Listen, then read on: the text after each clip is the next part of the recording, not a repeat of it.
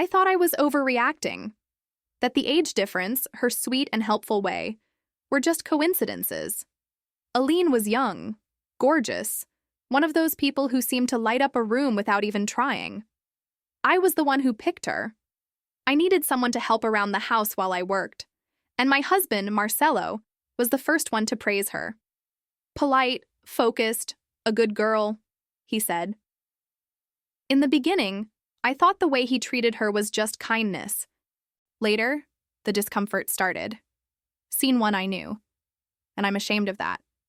Ashamed to admit I smelled something different on him and pretended it was nothing. That I saw his cracked mug clean in the sink when he hadn't even had coffee, and ignored it. That I heard the laughter stop every time I opened the door, and smiled like it was normal. I knew, but I chose not to see. Because seeing meant accepting that the person who swore forever to me was lying. That the girl I hired myself, the one I defended when neighbors raised eyebrows because she was young and pretty, wasn't just an employee. Aline showed up on a summer day. Big smile, perfect resume. Marcelo was the first to compliment her. Polite, focused, good girl. I repeated those words to myself like a shield, as if him saying it made it true. But truth isn't spoken. Truth sticks to your skin, changes the smell of things, leaves traces. And I felt every trace. I just didn't want to face it.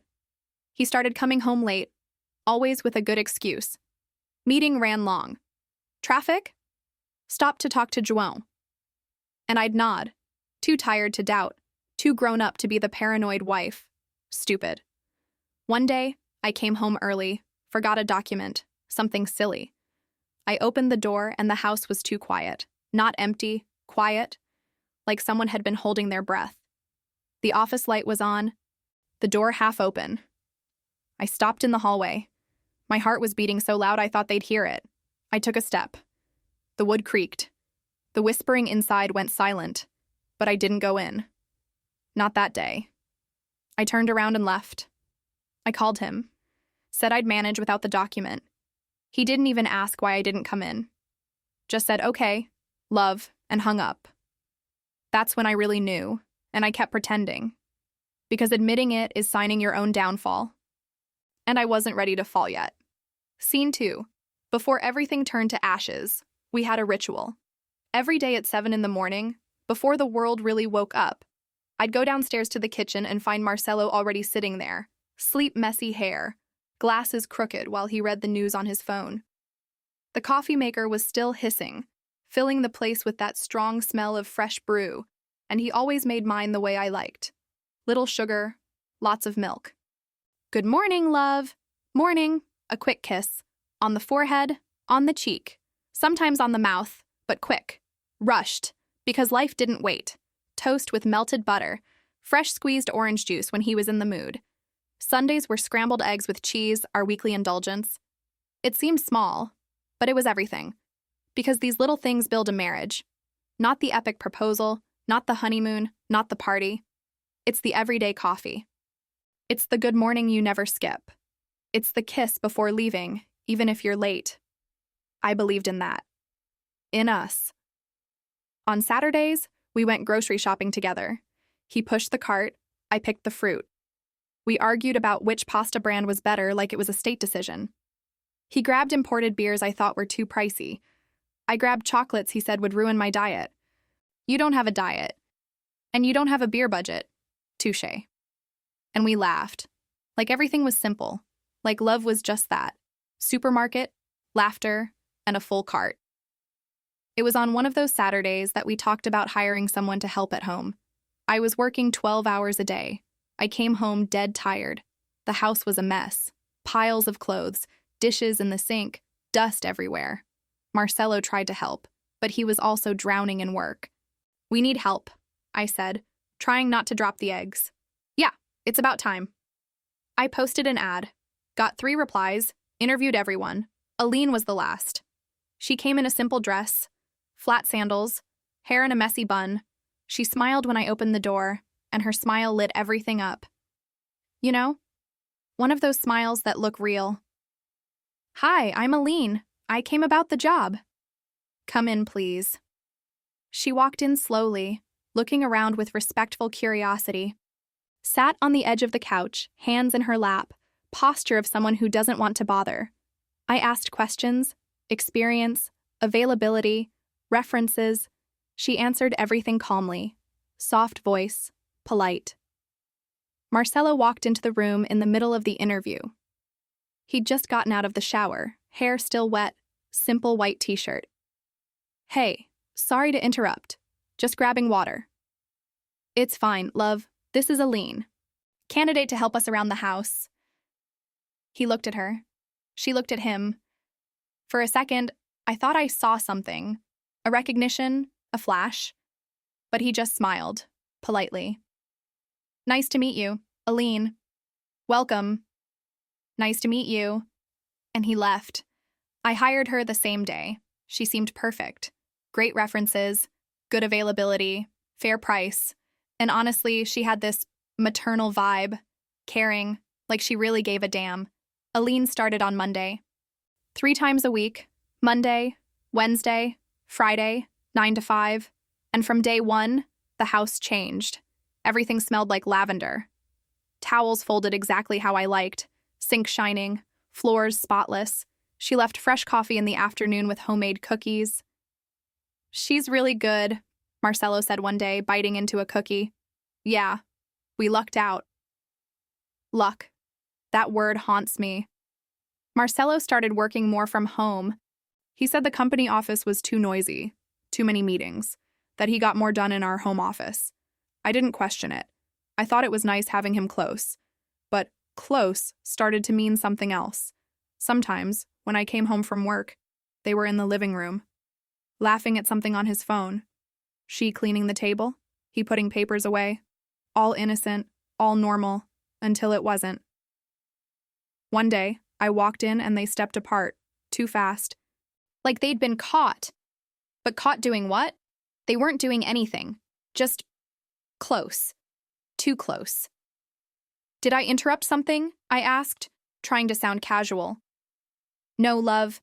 Just talking about lunch," Marcelo said, smiling. "Lunch? Of course." But his smile took half a second too long to form, and Aline's eyes shifted away. I pretended to believe. I went upstairs, took a shower, let the hot water convince me everything was fine. But it wasn't. There's a picture of us on the living room shelf, taken 3 years ago on a beach trip, sun on his face, my arms around him, big smile, silly happiness. Every time doubt hit, I looked at that photo and thought, no, we're stronger than this. But photos are the past, frozen, untouchable. And the present was melting. Slowly, quietly, like ice forgotten in the sun. Scene 3. The discomfort started small, almost invisible, like a pebble in your shoe you ignore until you can't walk anymore. Marcelo started coming home late, not every day, but often enough to become routine. Meeting ran late. Traffic was insane. Stopped to talk to João about the project. Always an explanation, always reasonable, always followed by a quick kiss on the forehead and a sorry love that sounded sincere. But sincerity has a smell, and his smell changed, not all at once, slowly. Like the scent I knew by heart, that woody cologne with a citrus touch I gave him had been washed out by another, sweeter, younger, more feminine. The first time I noticed, I thought it was my imagination, exhaustion, paranoia from working too much and sleeping too little. The second time, I pretended I didn't notice. The third time, I couldn't ignore it. I was lying in bed. He was beside me scrolling on his phone. I turned toward him, leaned in, and the smell hit strong. It wasn't his, it wasn't mine, it was hers. "You changed your cologne?" I asked, trying to sound casual. No. Why?" "I don't know. You smell different." He sniffed his own arm. "I think it's the new fabric softener Aline started using." She asked if she could switch. I said sure. Fabric softener? Of course. But fabric softener doesn't cling like that, doesn't stick to skin, doesn't stay. I didn't push. I turned the other way and pretended to sleep. The signs piled up like breadcrumbs on the kitchen floor. Small, annoying, impossible to ignore after a while. His phone always face down, everywhere. Table, couch, bed. Like the screen was a secret. Messages he answered too fast when he thought I wasn't looking, and too slow when I was. The cracked mug, the one only he used, showing up clean in the sink even when he hadn't had coffee. And the laughter. That damn laughter. Every time I opened the door, I'd hear laughter coming from the living room. His, hers, together. And the sound would die the second I walked in. Like the world paused. "Hey, love, you're early," he said, smiling. "Had to grab a document." "Oh, right. I was here talking to Aline. She was telling me about her brother. Hilarious." Hilarious? And Aline smiled too. That smile that used to be warm and now looked rehearsed. One day, in a mix of panic and impulse, I asked a stupid question. "You two are getting pretty close, huh?" I tossed it in the air, half joking, half not, testing, waiting for the reaction. Marcelo laughed, but it was the wrong kind of laugh. Forced. "Close? She works here, love? We talk. It's normal." "I know. I just thought it was funny how much you two laugh."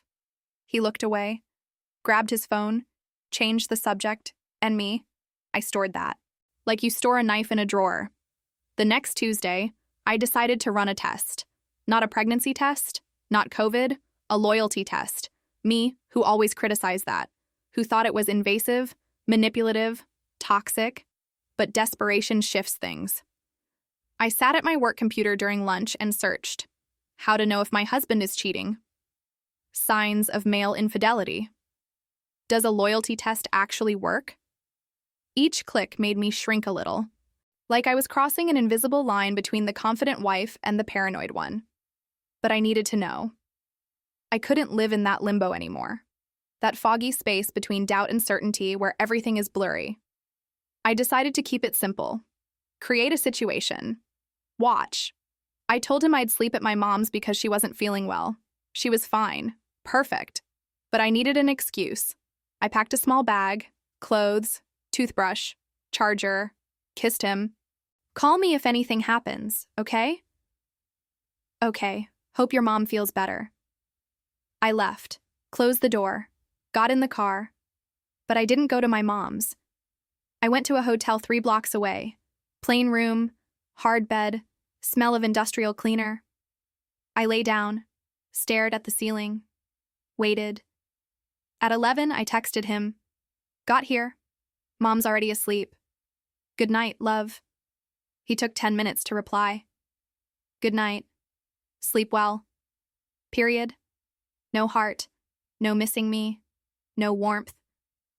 I didn't sleep. I stared at my phone, waiting for... what? A caring message? A worried call? "Are you okay?" Nothing. Just silence. And silence. I learned that night. Speaks louder than lies. Scene 4. I could have confronted him right then. Could have held up the hair I found, demanded answers. But I didn't. I kept it. Not the hair. The information. Like you keep a knife in a drawer, knowing you'll need it. But before using it, I needed certainty. Absolute certainty. I started making excuses for what I saw. The glass with lipstick. A visit I forgot about. The new smell. A gift from a client. The hair on the chair. Aline cleaning. Aline. Always Aline. She was there 3 times a week. Cleaning, organizing, cooking, leaving everything spotless. Sometimes she stayed late finishing something. Marcelo always offered her a ride. "No need to take the bus. I'll drive you." Kindness. Just kindness. I tried to believe. But believing is exhausting. One night, Marcelo and I were in bed. He on his phone, me pretending to read. The silence between us had texture now. Heavy, sticky. "Marcelo. You okay?" He finally looked at me. "I'm fine. Why?" "I don't know. You're distant." "Distant?" "Yeah. Like, we barely talk anymore." He sighed. The kind of sigh that means, "I don't want this conversation. I'm just tired, love. Work's been rough." "And us? Are we rough too?" He looked away. Don't start, please. Start what? I just asked. I know what you're asking. And no, we're fine. You're tired, I'm tired. It's a phase. A phase. Like marriage was the moon. Like all we needed was to wait. But some phases don't pass. Some phases are symptoms. Scene 5. That night, lying in that cold hotel room that smelled like disinfectant and loneliness, I remembered the beginning. Our beginning. Back when everything was simple. When love didn't need proof. I closed my eyes and let myself go back. Not to Tao, but to measure. To understand what I was losing. Or what I had already lost without noticing. It was in a cafe. One of those small ones with scratched wooden tables and wobbly chairs. I arrived late because the subway broke down, and he was already there, sitting by the window, messing with his phone with that face of someone who doesn't know if they're being stood up. When he saw me, he smiled. Not a small smile. A room-filling smile. I thought you weren't coming. Sorry, subway. It's fine. I was rehearsing what to say if you showed up. I laughed. And what were you gonna say? I don't know yet. I was improvising. I sat. He ordered a cappuccino. I ordered tea. We talked for 4 hours. Maybe 5. Lost track. Lost time. He talked about his job. How he hated meetings but loved designing projects alone in the office. How he dreamed of traveling to places nobody photographs. How he secretly read poetry because he thought people would judge him. I talked about my crazy routine. How I woke up at 5 to run because it was the only moment the city was quiet. About my obsession with different cafes. About my silly fear of driving through tunnels. Small things, but they were our small things. And somehow, they mattered. When we left, it was night. Empty street, yellowish streetlights, cold wind. He took off his coat and put it around my shoulders without asking. You're gonna freeze. I'll survive. We walked with no destination, side by side. Our hands brushed sometimes and I pretended not to notice, but my heart raced every time. At some random corner, he stopped, looked at me, really looked, like he could read every doubt I carried. I don't want this to end. This what? Today. Us. This feeling. I could have joked. Dodged. But I didn't. I looked back at him and said the most honest thing I felt. Then don't let it end. And he smiled. The smile that made me believe promises could be that simple. No contract, no fear. 6 months later, we moved in together. A tiny apartment, 5th floor, no elevator. We dragged heavy boxes up the stairs, laughing because neither of us had planned the move right.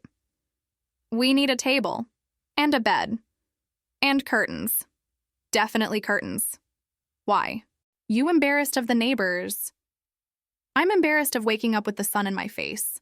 We bought cheap furniture from a thrift store. Dining table with 3 solid legs and 1 wobbly leg we propped with cardboard. Couch that sank in the middle but was comfy. Bed that creaked but was ours. At night, after building everything, or trying to, we sat on the floor of the living room, tired, sweaty, laughing at how everything was crooked but in place. He opened a beer. I opened another. We toasted. To our home. To our organized mess. He pulled me close, kissed me slow, and said, with that rough voice of mixed exhaustion and happiness, "You're my place, no matter where we are. If you're there, I'm home." I kept those words like jewelry, like a password, like a promise that couldn't be broken. On our 2nd anniversary, he gave me a letter, not at a fancy restaurant, no roses. On our old couch, on a Sunday in pajamas, with the smell of coffee and toast coming from the kitchen, he handed me the envelope, shy. Read, but don't laugh. I'd never laugh. I opened it. His handwriting was messy, rushed, but every word felt deliberate. Love, I don't know how to write pretty. I don't know how to make movie lines, but I know you're the person I want to find every morning when I wake up. The person I want to hold when everything sucks. The person who makes even boredom feel interesting. I love you in the simplest way.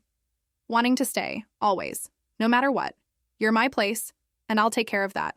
I promise, I cried. Right there, on the old couch, toast getting cold on the table, and he hugged me, tight, like he was scared to lose me. I love you too, I whispered in his ear. Always. I put the letter in a shoebox with movie tickets, faded Polaroids, silly notes we used to leave on the fridge. The box stayed in the closet, protected, sacred, until the night everything started to fall apart, until the hotel night. I grabbed my phone, opened our old pictures. There was one of us from our first move, sitting on the empty living room floor, smiling like idiots. I stared at that photo for too long, trying to find the exact moment when we stopped being that. Trying to understand when forever became for now. When my place became empty space. When I promise became I lied. I didn't find answers. Just pain. Clean pain. Pain that doesn't need explaining. Because sometimes you lose love without noticing. Like losing your keys in your bag. They're there, but out of reach, and when you realize it, it's too late. The door's locked, and you're outside, alone, with memories of what was, and the certainty of what isn't anymore. I turned off my phone, lay down, let the silence swallow me. Because that night, I understood. Missing someone who's still alive is the worst kind of missing. Scene 6. I decided to run a second test. More direct, more risky. I told him I'd work late, sleep at the office because I had an early meeting. He barely reacted. Okay, be careful. I left, but stayed in the car, parked 2 streets away, watching. At 8, Aline was still there. I saw the office light on, saw shadows moving. At 9, I turned off the car and walked back. The front door was unlocked. He always locked it.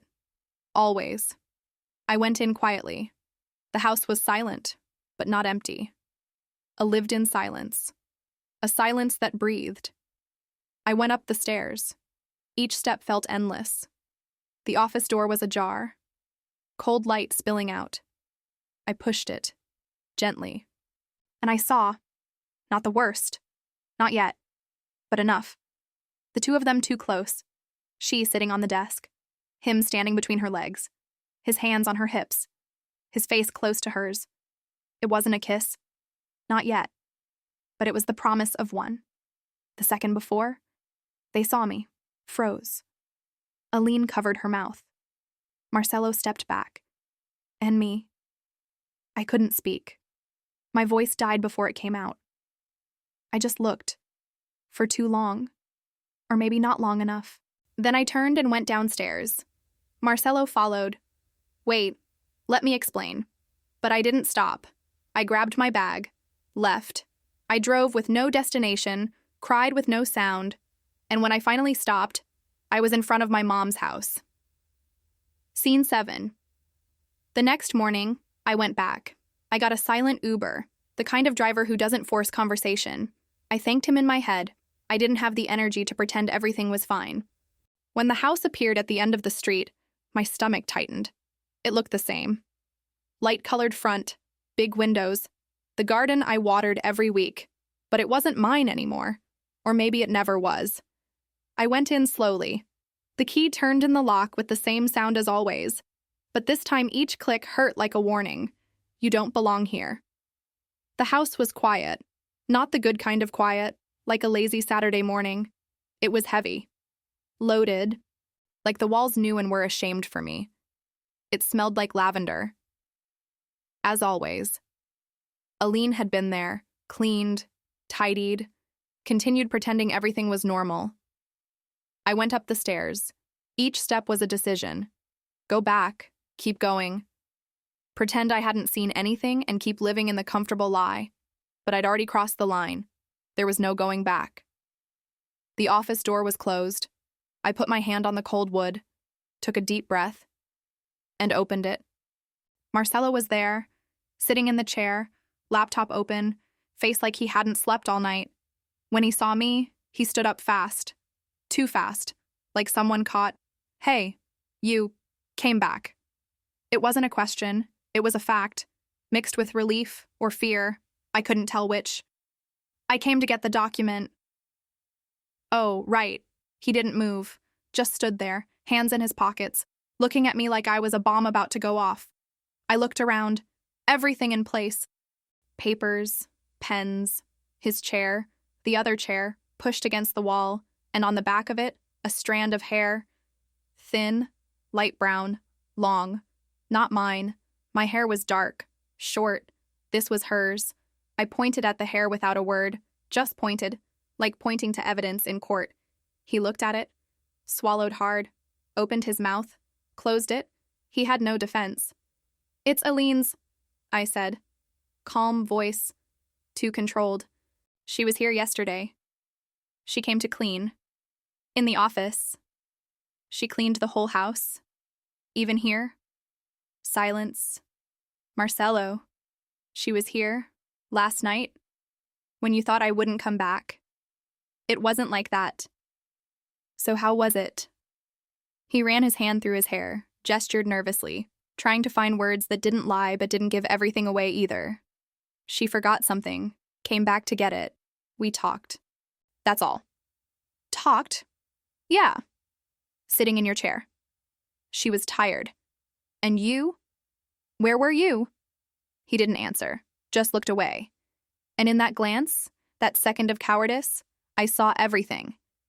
You were close to her. Not a question. A statement. Were you? He closed his eyes, took a breath. I was. The word fell between us like glass shattering. How close? Nothing happened. How close? He opened his eyes, looked at me, and for the first time since all of this began, I saw guilt. Real guilt. Not the regret of getting caught. The guilt of doing. Too close. My chest tightened. My breath failed. But I didn't cry. Not yet. I still had questions. Did you touch her? It wasn't. Answer. Yes. Where? I'm not. Where? My voice exploded. Finally. After weeks swallowing suspicion, it came out, raw, torn, desperate. He stepped back, like I'd hit him. Her face. I touched her face, moved her hair. That's it. I swear. That's it. As if that's it existed in betrayal. As if touching was less than kissing. As if intention didn't count. And her. What? Did she touch you? Silence again, longer, heavier. Marcelo? She put her hand on my chest.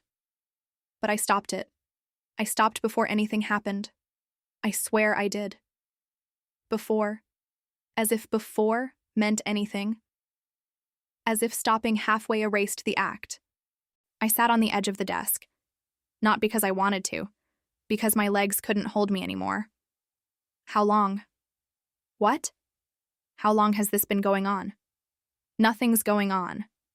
Don't lie to me anymore. He flinched. I had never yelled like that. Ever.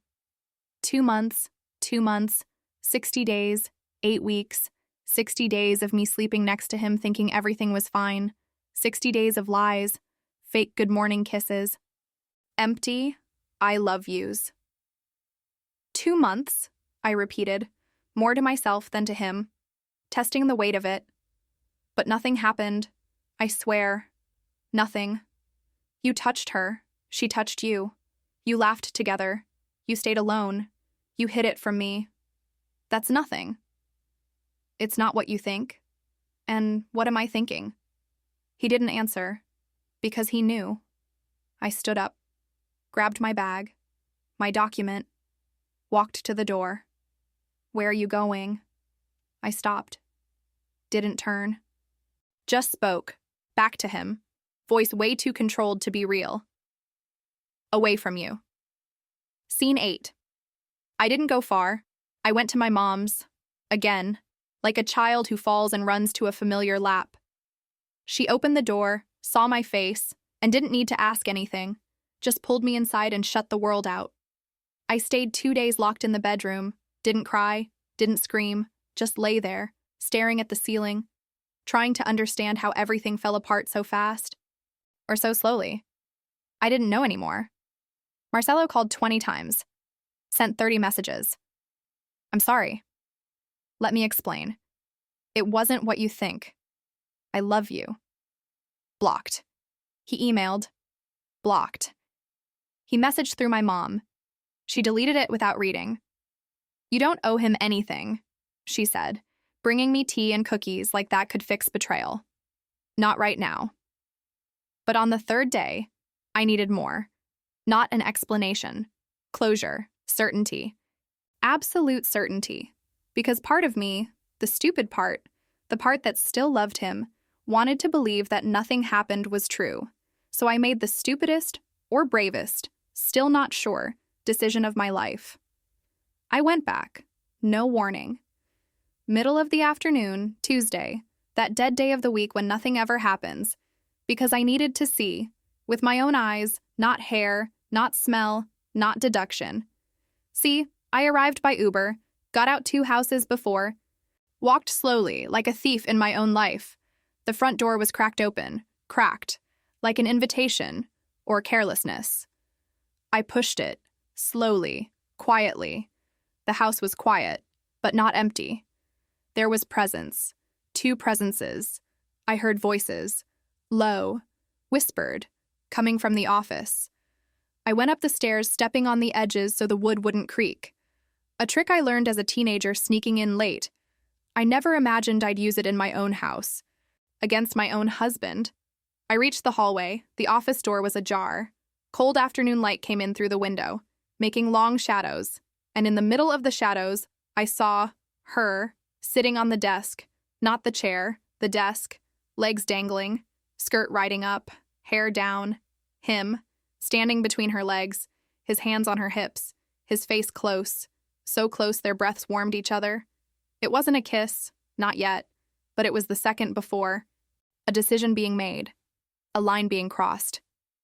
She laughed, softly, the way a woman laughs when she's being wanted and knows it.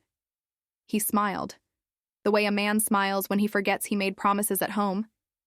Then he lifted his hand, slowly, touched her face, moved her hair, ran his thumb along her cheek. Intimate gesture. A gesture he used to do with me. One that was ours. She closed her eyes, leaned into his hand, sighed, and I died. Not literally, but for real. Something inside flipped off. Click. Lights out. Darkness. I don't remember making a sound, but I must have, because they turned, both of them. At the same time, like a slow-motion crime scene. She covered her mouth, eyes wide. He stepped back, fast, as if distance erased guilt. And me? I just looked, standing in the doorway, witness to my own ruin. Love. It's not... My hand went up, automatic, silencing. I didn't want to hear, didn't want explanation, didn't want to, it's not what it looks like, because it was exactly what it looked like. Aline climbed off the desk, adjusted her skirt, looked at the floor, didn't apologize, didn't speak, just stood there. Small, like a kid caught stealing candy. Marcelo took a step toward me. Stop, I said. Firm, shockingly firm. He stopped. You lied. I can explain. You lied, to my face, and kept lying. I was weak. It was a choice. Silence. He opened his mouth, closed it, tried again. I love you. And that sentence, that damned sentence, broke something in me that was still intact. I laughed. I don't know where it came from, but I laughed, loud, humorless. You love me? I do. You had your hands on her, touching her the way you touch me. And you love me? I messed up, but I love you. Love doesn't do that. I know. But it was a mistake, a moment of weakness. It was 2 months. My voice exploded again. This time I didn't hold back. 2 months, Marcelo. 60 days of you coming to bed next to me, kissing me, telling me you love me while you had her here, in our house, in our office, touching her. He cried, tears falling, breath caught, and me, I felt nothing, no pity, no anger, nothing, just emptiness. I'm leaving, I said, calm, controlled, like I was announcing I was going to the store. No. Please. It's not a request. It's a statement. I walked past him, brushed against him in the hallway, felt his body shake. But I didn't stop. I went downstairs, grabbed my bag, opened the door. Wait. I turned. He was at the top of the stairs, Aline behind him, hiding like a shadow. I'll do whatever it takes. Therapy, time, space, whatever you want. Just don't go. Please. I looked at him. At the man who swore forever, who wrote a letter promising to take care of me, who had been my place, and I didn't recognize anything. There's nothing to fix, Marcelo. It's over. I left, closed the door, walked to the street, called an Uber, and when the car pulled away, finally, I cried. I cried everything I had held back, everything I had denied, everything that had died. The driver didn't ask anything, just turned up the radio and let me break in peace. Scene 9. The following days were strange. Not bad, just strange. I stayed at my mom's, slept in my childhood room, the same star-patterned ceiling that glowed in the dark when I was 7. At night, I stared at the fake stars and thought about how much time had passed. How many versions of me had slept in that bed? The kid, the teenager, the woman in love, the married woman, and now, the broken woman. Marcelo kept messaging. At first, a lot, then less, then nothing. Aline vanished, deleted social media, changed numbers, disappeared like smoke.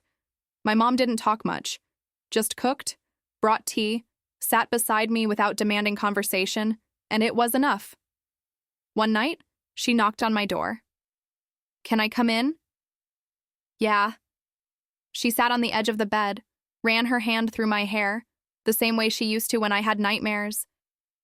You're gonna be okay. I know. Do you really?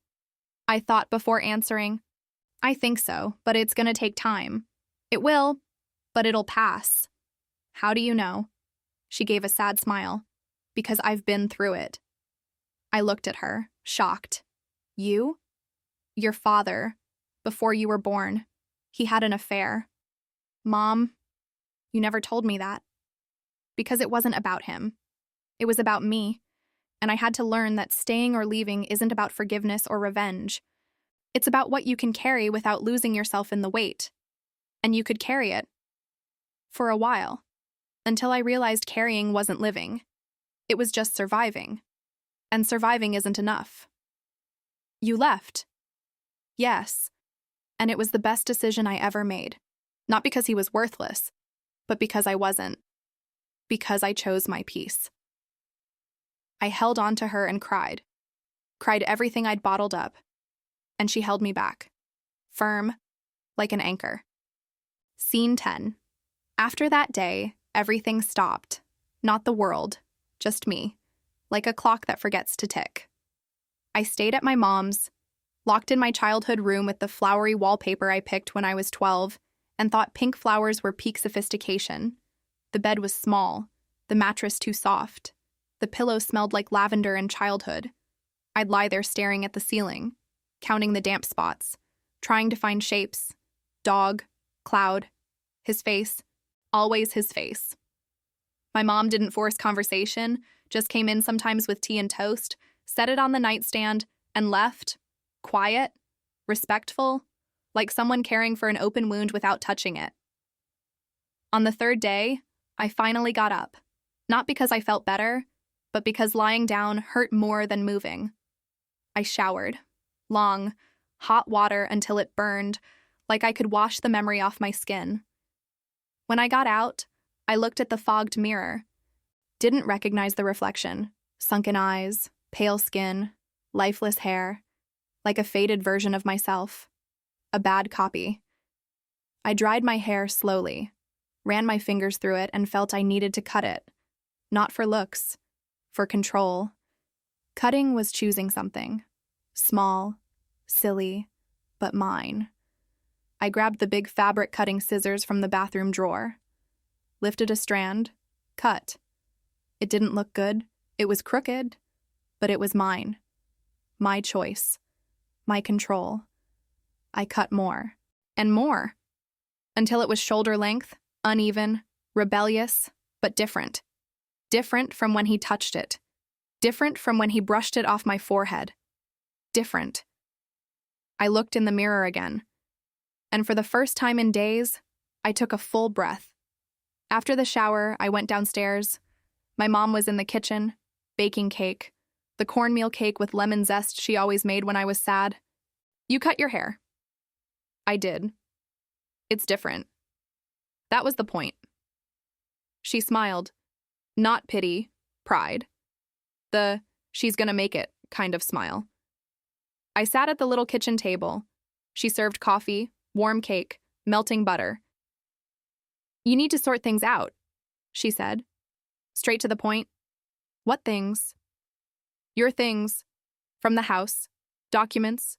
Accounts. Passwords. Passwords." I had given him all of them. Bank. Email. Netflix. Everything. Because couples share. Because trust doesn't hide. Idiot. "I'll do it today." "Want help?" "No, I need to do it alone." And I did. Because every changed password was a brick placed back, a boundary redrawn. I went back upstairs, grabbed my laptop, sat on the bed, opened the spreadsheet with our shared bills. I divided everything in my mind. What was mine, what was his, what was ours and needed to be undone. Electric bill, in his name, but I paid half. Internet, in my name, he used it. Streaming accounts, shared, passwords I created. Forever 2019. I laughed. Bitter, ironic. Forever lasted 6 years. I changed the password, something random, meaningless, just letters and numbers, cold, functional. I changed the bank account, removed him as emergency contact, added my mom. I changed my email password, reviewed shared emails, deleted anything that didn't matter. Each click was freedom, small but real. While organizing, I found a folder. Us. I hesitated. Finger on the mouse. Heart racing. Opened it. Photos. Hundreds. Us at the beach. At the supermarket. Moving in the kitchen. In bed. Smiles. Kisses. Hugs. Each photo was proof it had been real. That I hadn't imagined it. That love existed. But also proof that it was over. That love isn't enough. That promises break. I selected everything. My hand shaking. Move to trash? Yes. Are you sure? No. But I did it anyway. Click. Gone. I breathed. Deep.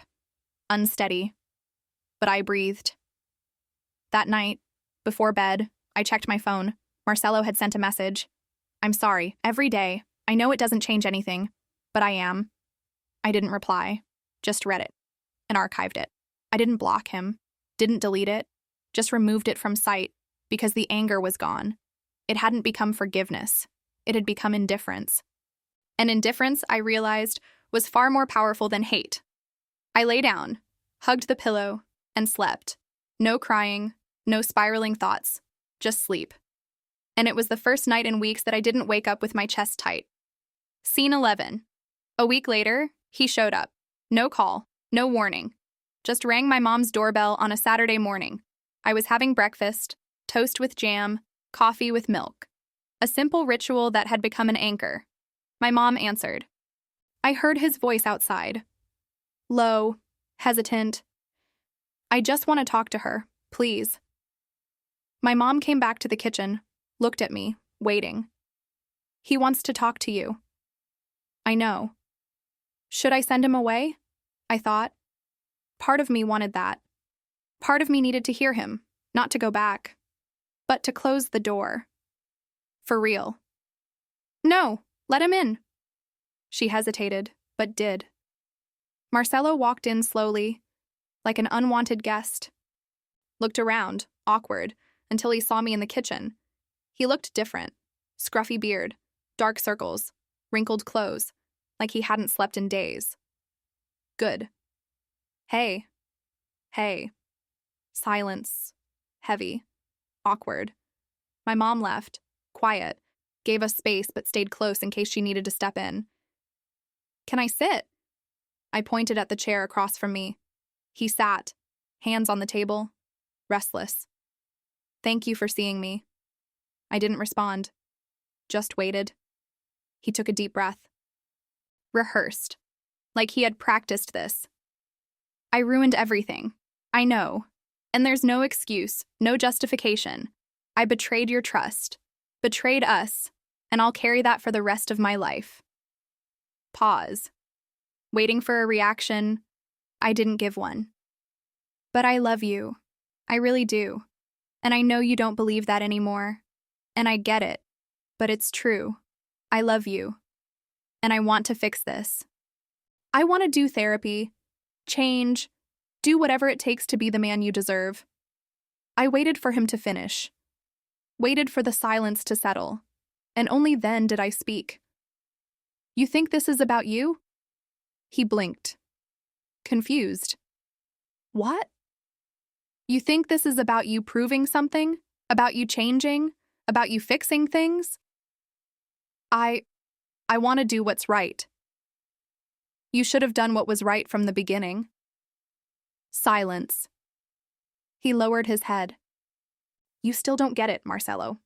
This isn't about you. It's about me. What do you mean? I took a deep breath, organizing feelings, thoughts, truths. I spent weeks blaming myself, thinking if I'd been a better wife, more present, more attentive, you wouldn't have done this. Thinking it was my fault for not seeing, for trusting too much, for being naive. He tried to interrupt.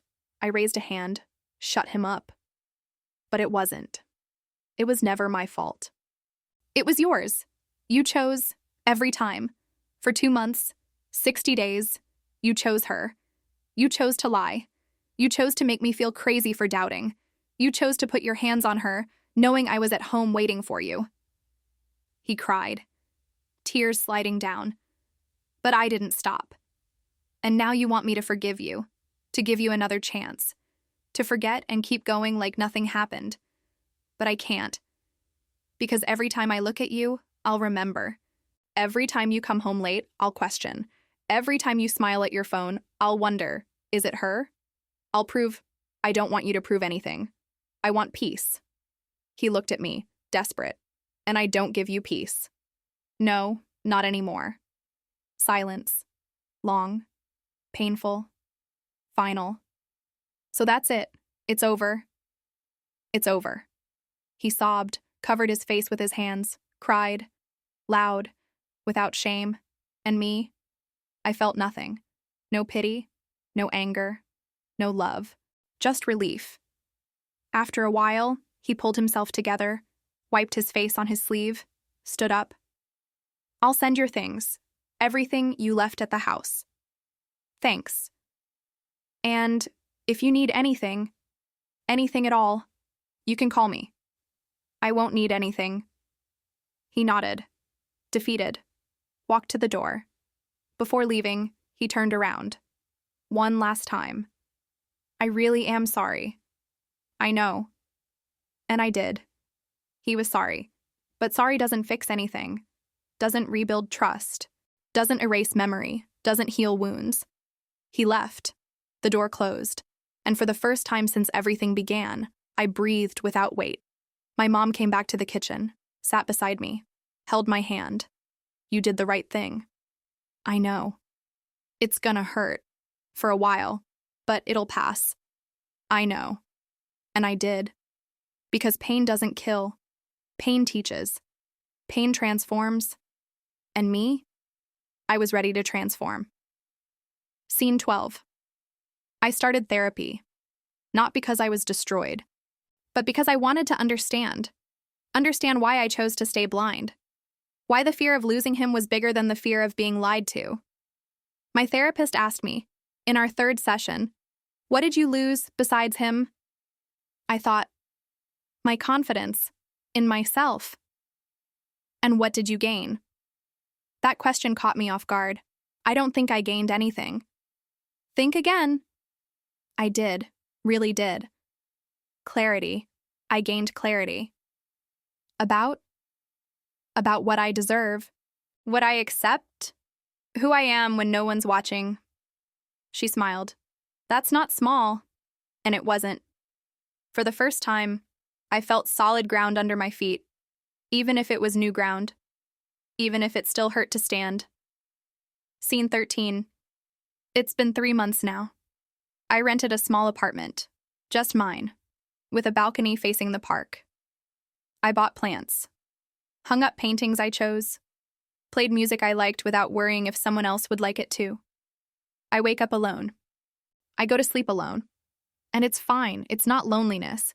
It's quiet, and quiet, I discovered, can be healing. I still think of him. Of course. You can't erase 7 years with a magic eraser, but I think of him less. And when I do, it doesn't hurt the same way. Aline, I never saw again. Don't know if she came back, if she disappeared, if she regretted anything. Doesn't matter. Because this story isn't about her, or him. It's about me, about how I fell, how I got up, how I learned that trust isn't stupidity, but lying is cruelty. Someday, maybe, I'll trust again. Someone else. Myself. But for now, I'm fine alone. I'm fine with me. And that, after everything, is a revolution. This morning, I opened all the windows, let the wind in, and for the first time in months, I breathed without weight, because it's over.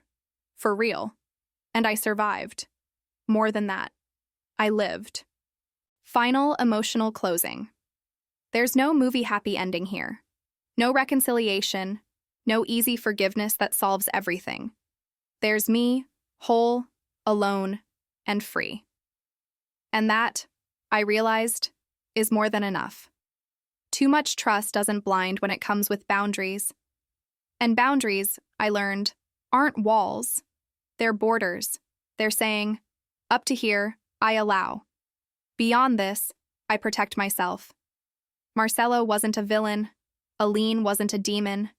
They were just people who made choices. And me, I made mine too. I chose me. And that choice, that small, powerful choice, changed everything.